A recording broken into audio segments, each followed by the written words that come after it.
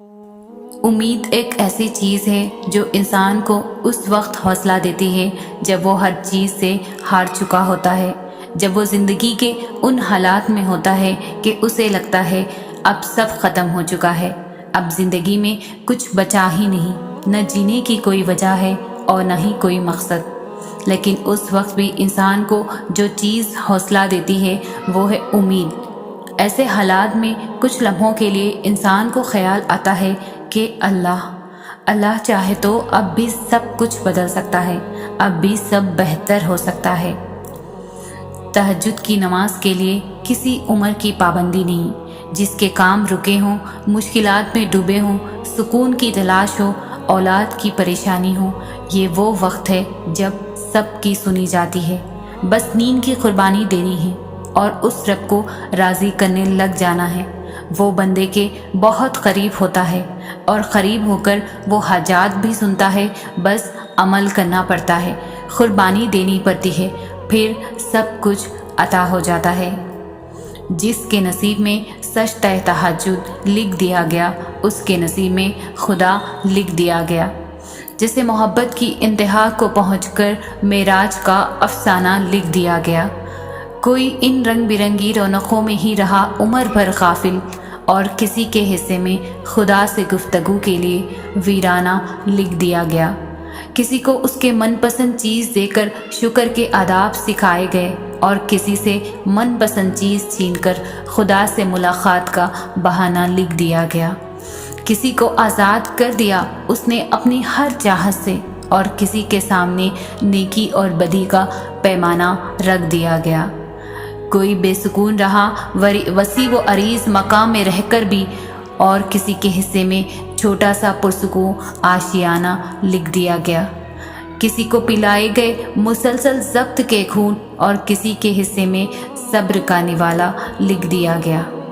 کوئی محروم ہی رہا اس کی محبت کو محسوس کرنے سے، اور کسی کے حصے میں اس کا ساتھ دوستانہ لکھ دیا گیا۔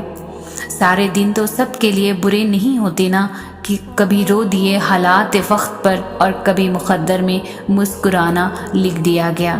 یہ تو تقسیم ہے اس کی، کوئی مجرم ٹھہرا کوئی مظلوم، کسی کے حق میں گرنا ہو گیا لازم اور کسی کے حصے میں گرانا لکھ دیا گیا۔ جو بار بار پکارتا ہے اسے، اس کے پکارنے پر رشک کرتا ہے وہ۔ کوئی ذرا سی دیر پر ہو گیا مایوس، اور کسی کے حصے میں بار بار سر کو جھکانا لکھ دیا گیا۔ کسی کو 4 قدم کے فاصلے پر مل گیا اور کسی کے نصیب میں لمبا سفر لکھ دیا گیا۔ تہجد کی دعائیں جب نصیب کے روبرو آ کر کھڑی ہو جاتی ہے تب کچھ بھی ناممکن نہیں رہتا۔ تب 400 کن کی صدائیں گونجتی ہے، تہجد کا خاموش سجدہ اور زار زار بہتے ہوئے آنسو اللہ کبھی ضائع نہیں کرتا۔ تہجد میں کچھ تو خاص ہے، تبھی میرے اللہ نے اس کو اتنی فضیلت والی عبادت کہا ہے۔ کچھ تو خاص ہے، تبھی اللہ اپنی اس عبادت کے لیے پہلے آسمان پہ آتا ہے۔ کچھ تو خاص ہے، تبھی اللہ کسی کو چنتا ہے، جس کو چن لیتا ہے پھر اس کے لیے معجزے کرتا ہے۔ تمہاری دعائیں تو اللہ پہلے ہی قبولیت کا حصہ بنا دیتا ہے، پھر تمہیں آزمائش میں ڈالتا ہے۔ اس کے لیے تم اللہ پر یقین رکھو کہ وہ کوئی چیز لیتا ہے تو اس کے بدلے بہترین دیتا ہے، اور وہ چیز جو تم سے لے لی گئی ہے اللہ وہ بھی بہتر بنا کر دے سکتا ہے نا۔ اللہ کے دسترس میں تو کچھ ایسا نہیں جو ممکن نہ ہو۔ وہ تہجد تک لے کر ہی اسی لیے آتا ہے کہ اپنی من پسند عبادت سے تمہاری چاہت تمہیں دے سکے۔ جب تم کامل یقین رکھتے ہو پھر وہ دینے کے اسباب پیدا فرما دیتا ہے۔ تہجد کی سب سے بڑی طاقت یہ ہے کہ تہجد تمہارے دل کو اللہ کی طرف موڑ دیتی ہے، پھر انسان کی طلب نہیں جگاتی، پھر اللہ سے ملاقات کی طلب سونے نہیں دیتی، پھر بس اللہ سے محبت ہو جاتی ہے، بے پناہ محبت۔ تہجد کے لیے تم خود نہیں جایا کرتے بلکہ تمہیں چن لیا جاتا ہے، اور جس کو اللہ چن لیتا ہے وہ اللہ کا بہت لاڈلا بندہ ہوتا ہے۔ معجزوں کا دروازہ تو ہمیشہ سے کھلا ہے تمہارے لیے۔ کبھی تم نے تہجد میں مانگ کر دیکھا ہے؟ تہجد تو ہے ہی معجزہ۔ تمہیں تہجد نصیب ہو گئی تو تمہیں وہ سب نصیب ہو جائے گا جس کی چاہت ہے تمہیں۔ اور پھر یقین ہو جائے گا تمہیں کہ معجزہ ہو گیا ہے۔ تہجد بہت بہترین وقت ہے اللہ کو راضی کرنے کے لیے، اللہ سے اللہ کی محبت مانگنے کے لیے، اپنی دعاؤں پر کن کہلوانے کے لیے۔ تمہیں کیا لگتا ہے کہ جو دعائیں تم نے تہجد میں مانگتے ہو وہ قبول نہیں ہوں گی؟ کبھی کبھی بہت پہلے مانگی گئی دعا بھی قبول ہو جاتی ہے، اور جب وہ قبول ہوتی ہے تو ہم بے ساختہ کہتے ہیں، یا اللہ یہ دعا تو میں نے بہت پہلے مانگی تھی، تجھے یاد تھی۔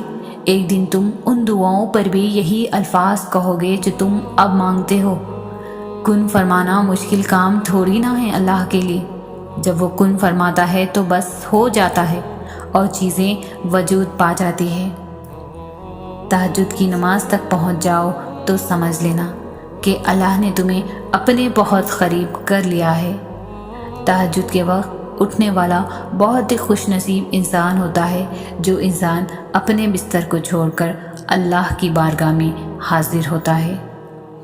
تہجد کے سجدوں میں مانگی گئی دعائیں جب عرش تک جاتی ہیں تو کن کی خوشخبری ساتھ لے کر ہی لوٹتی ہے۔ جب تہجد کی دعائیں عرش پر گونجتی ہے تو پھر رب تمہاری دعا کو تمہاری جھولی میں ڈال ہی دیتا ہے۔ پھر تمہاری ادھوری خواہش مکمل ہو جاتی ہے اور تمہیں مطمئن کر دیا جاتا ہے۔ یوں ہی نہیں پا لیا تہجد کا سجدہ تم نے، کچھ تو ایسا ناممکن ہے جو تمہارے لیے ممکن ہونے والا ہے۔ تہجد تک پہنچنا تمہارا بے وجہ تو نہیں ہے، آخر کچھ تو ہے جو ممکن ہونے والا ہے۔ تمہاری دعاؤں کی قبولیت کی نشانی اس سے بہتر اور کیا ہو سکتی ہے؟ آپ کا تہجد تک آنا تو اس بات کی دلیل ہے کہ آپ کی دعا قبول کی جا چکی ہے۔ تہجد تمہیں اللہ کے قریب کرنے کا ذریعہ ہے۔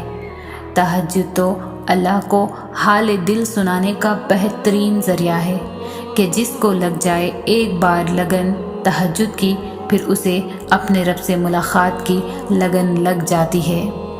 تمہاری تہجد کی دعائیں ہی تمہارے لیے معجزوں کے راستے بنائیں گی، اور پھر تم دیکھو گے انہیں بھی اپنا مقدر بنتے ہوئے جن کا ملنا تمہیں ناممکن لگتا تھا۔ تہجد میں مانگی گئی ہر دعا قبولیت کی دعا ہے، اور جو تمہارے دل میں دعا کی ترغیب لایا ہے اسی نے اس کو قبول کرنے کا بھی تم سے وعدہ کر رکھا ہے، اور وہ وعدہ خلافی نہیں کرتا۔ ہو سکتا ہے راستہ تمہاری پسند کا نہ ہو، مگر یہ بھی تو ممکن ہے کہ یہ راستہ تمہیں اسی منزل کی جانب لے جا رہا ہو جہاں تم جانا چاہتے ہو۔